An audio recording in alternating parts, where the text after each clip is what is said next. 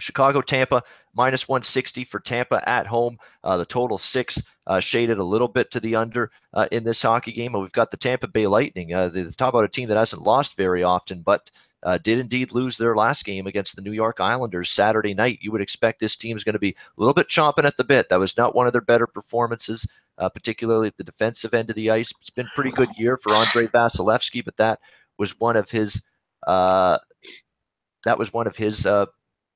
worst games, I guess you could say, of the season, no question.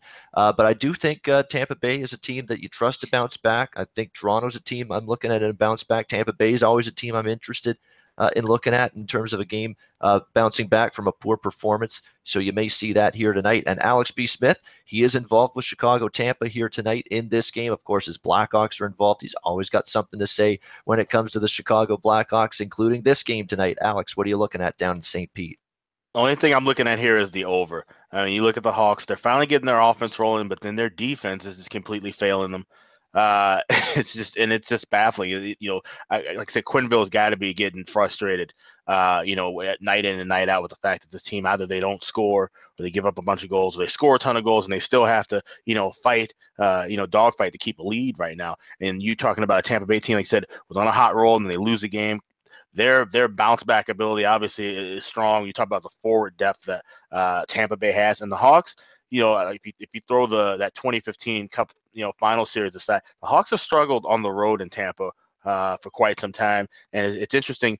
The Thanksgiving week, usually the Hawks have been on a road trip out west for well back to 20-something years. The circus is no longer in Chicago anymore, but they're going to be traveling now in Florida. So they're going to Tampa, Florida.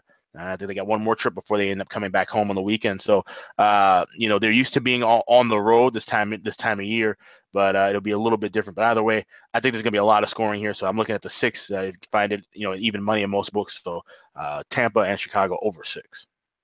All right, Chicago, Tampa over. And I have a Tampa lean in this game. It was just a little bit pricey, too pricey for me to jump in minus 160, minus 165. I don't usually go higher than minus 150 when laying with a favorite, but I think Tampa in a good bounce back spot. Still 8-2-1 at home on the season as well, the Lightning, and looking to bounce back from that Islander performance the other night.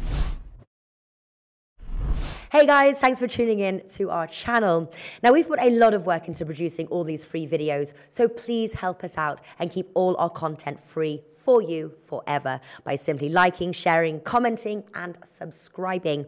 Now, not to mention, a visit to our industry-leading website will warm the hearts of all our SBR employees, especially myself. Now, the links are over there to the left, so do check those out. Thanks for watching.